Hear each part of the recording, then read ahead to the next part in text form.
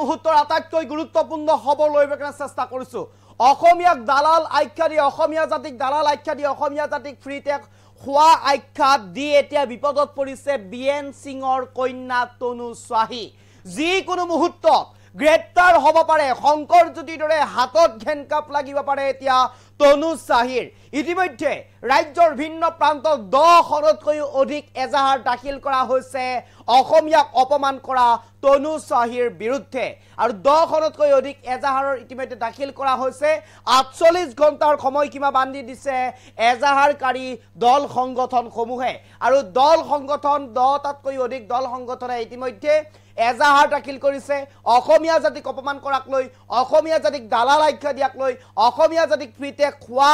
আখ্যা দিয়াক লৈ এতিয়া তনু স্বাহীৰ বিৰুদ্ধে দাখিল কৰিছে 10খনতকৈ অধিক এজাহাৰ ৰাজ্যৰ ভিন্ন প্ৰান্তত 48 ঘণ্টাৰ সময়সীমা বান্ধি দিছে আৰু 48 ঘণ্টাৰ ভিতৰত যদিহে গ্ৰেপ্তাৰ নকৰে তনু স্বাহীক তেনেহলে সমগ্ৰ দুলিয়াজান বন্ধৰ হুংকাৰ প্ৰদান কৰিছে এতিয়া দল সংগঠনসমূহৰ পৰা যিকোনো মুহূৰ্তত তনু স্বাহী গ্ৰেপ্তাৰ হোৱাৰ সম্ভাৱনা প্ৰকট হৈ উঠিছে 10খনতকৈ অধিক এজাহাৰ ইতিমধ্যে দাখিল কৰা হৈছে অসমীয়াক অপমান কৰা তনু স্বাহীৰ বিৰুদ্ধে এই মুহূৰ্তত সবিশেষ লৈ চেষ্টা কৰিছো আপোনালোকৰ বাবে এই মুহূৰ্তত সবিশেষ লৈ চেষ্টা কৰিছো যিকোনো মুহূৰ্তত গ্ৰেপ্তাৰ হ'ব পাৰে অসমীয়াক অপমান কৰা তনু স্বাহী ইতিমধ্যে দাখিল কৰা হৈছে 10খনতকৈ অধিক এজাহাৰ 10খনতকৈ অধিক এজাহাৰ ইতিমধ্যে দাখিল কৰা হৈছে বিএন সিঙৰ কন্যা তনু স্বাহীৰ এতিয়া বিপদ নিশ্চিত বিএন সিঙৰ কন্যা তনু স্বাহীৰ ইতিমধ্যে বিপদ নিশ্চিত অসমীয়াক উদ্দেশ্যে অপমানসূচক মন্তব্য কৰি বিপদত পৰিছে তনু স্বাহী 48 ঘণ্টাৰ সময়সীমা বান্ধি দিছে বিভিন্ন দল সংগঠনে 48 ঘণ্টাৰ সময়সীমা বান্ধি দিছে এতিয়া বিভিন্ন দল সংগঠনে 48 ঘণ্টাৰ ভিতৰত যদি গ্ৰেপ্তাৰ নকৰে তেনেহলে 23 মেত দুলিয়াজান বন্ধৰ হুংকাৰ দল সংগঠনসমূহৰ এই মুহূৰ্তৰ সবাতোকৈ গুৰুত্বপূৰ্ণ খবৰ যিকোনো মুহূৰ্তত গ্ৰেপ্তাৰ হ'ব পাৰে যিকোনো মুহূৰ্তত হাতত হাত কাঢ়ি লাগিব পাৰে এতিয়া তনু স্বাহীৰ বিৰুদ্ধে এনেদৰে দল সংগঠন জাগি উঠিছে অসমীয়া জাতিক অপমান কৰা তনু স্বাহীৰ বিৰুদ্ধে এনেদৰে ৰাজ্যৰ ভিন্ন প্ৰান্তত দাখিল কৰা হৈছে এজাহাৰ কেইবাটাও দল সংগঠনে ইতিমধ্যে দাখিল কৰিছে এজাহাৰ আৰু ইতিমধ্যে 10খনতকৈ অধিক এজাহাৰ দাখিল কৰা হৈছে ৰাজ্যৰ ভিন্ন প্ৰান্তত আৰু অসমীয়াক দালাল আখ্যা দি অসমীয়াক ফ্ৰীতে খোৱা আখ্যা দি অসমীয়া লোকসকলক এক প্ৰকাৰ অপমান কৰি তাচ্ছিল্য কৰি এটা বিপদত পৰিছে তনু স্বাহী যিকোনো মুহূৰ্তত গ্ৰেপ্তাৰ হোৱাৰ সম্ভাৱনা ইতিমধ্যে প্ৰকট হৈ উঠিছে 10খনতকৈ অধিক এজাহাৰ দাখিল কৰা হৈছে তনু স্বাহীৰ বিৰুদ্ধে ইতিমধ্যে ৰাজ্যৰ ভিন্ন প্ৰান্তত অসমীয়াক অপমান কৰি এতিয়া বিপদত পৰিছে বিএন সিং পেট্ৰল পাম্পৰ স্বত্বাধিকাৰীৰ জীয়ৰী কন্যা তনু স্বাহী আৰু তনু স্বাহীৰ বিৰুদ্ধে ইতিমধ্যে এজাহাৰ দাখিল কৰিছে ৰাজ্যৰ ভিন্ন প্ৰান্তত যিকোনো মুহূৰ্তত গ্ৰেপ্তাৰ হ'ব পাৰে এতিয়া তনু স্বাহী 48 ঘণ্টাৰ সময়সীমা বান্ধি দিছে দল সংগঠনসমূহে যদিহে 48 ঘণ্টাৰ ভিতৰত গ্ৰেপ্তাৰ নকৰে তনু স্বাহীক তেনেহলে অতি শীঘ্ৰেই দুলিয়াজান বন্ধৰ ঘোষণা কৰিছে দুলিয়াজান বন্ধৰ হুংকাৰ প্ৰদান কৰিছে অহা 23 মেত দুলিয়াজান বন্ধৰ হুংকাৰ প্ৰদান কৰিছে এতিয়া দল সংগঠনসমূহে গ্ৰেপ্তাৰ কৰিবলৈ ইতিমধ্যে 48 ঘণ্টাৰ সময়সীমা বান্ধি দিছে 48 ঘণ্টাৰ ভিতৰত যদিহে গ্ৰেপ্তাৰ নকৰে তেনেহলে অহা 23 তাৰিখে ইতিমধ্যে বন্ধৰ হুংকাৰ প্ৰদান কৰিছে দল সংগঠনসমূহে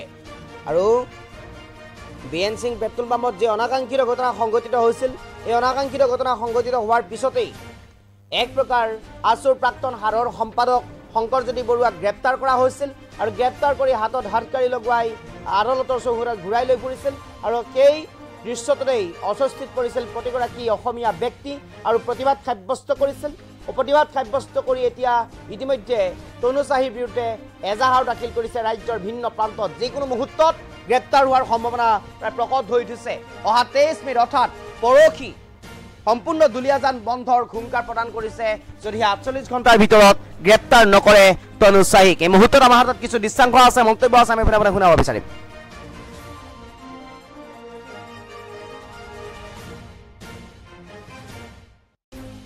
ফৰ্মেট যেটো এটা অনাহত এটা ঘটনা সৃষ্টি হল তাৰ বিএন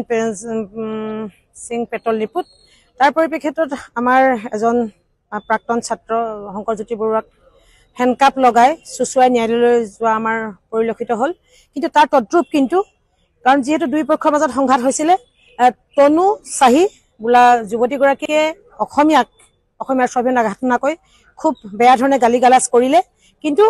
আৰক্ষী প্ৰশাসনে কোনো এটা ব্যৱস্থা নললে। গতিকে আমি ভাবিছো আমাৰ আস্থা আৰু বিশ্বাস আছে আৰক্ষী প্ৰশাসনৰ ওপৰত। আমি আজি অসমীয়া মহিলা মঞ্চৰ লগতে আমি 10টা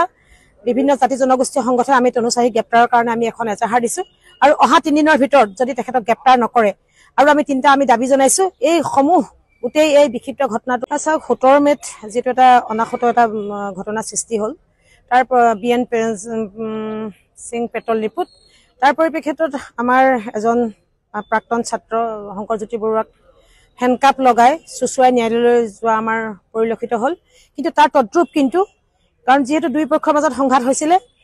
তনু চাহি বোলা যুৱতীগৰাকীয়ে অসমীয়াৰ স্বাভিমান আঘাত নকৈ খুব বেয়া ধৰণে গালি গালাজ কৰিলে, কিন্তু আৰক্ষী প্ৰশাসনে কোনো এটা ব্যৱস্থা নললে। গতিকে আমি ভাবিছো আমাৰ আস্থা আৰু বিশ্বাস আছে আৰক্ষী প্ৰশাসনৰ ওপৰত। আমি আজি অসমীয়া মহিলা মঞ্চৰ লগতে আমি 10টা বিভিন্ন জাতি জনগোষ্ঠীয় সংগঠনে আমি তনু চাহিক গ্ৰেপ্তাৰৰ কাৰণে আমি এখন এজাহাৰ দিছো আৰু অহা 3 দিনৰ ভিতৰত যদি তেখেতক গ্ৰেপ্তাৰ নকৰে, আৰু আমি 3টা আমি দাবী জনাইছো এই সমূহ গোটেই এই বিক্ষিপ্ত ঘটনাটো। চাওক